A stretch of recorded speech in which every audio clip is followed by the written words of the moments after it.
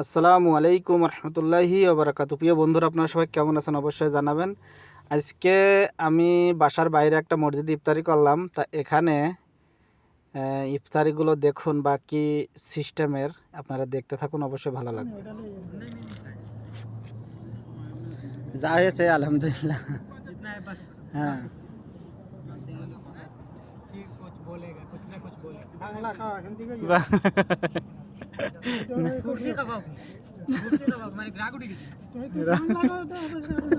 তো যাই হোক বন্ধুরা, দুইটাই বাঙালি, তারপরেও একটু গন্ডগোল বেঁধে গেল।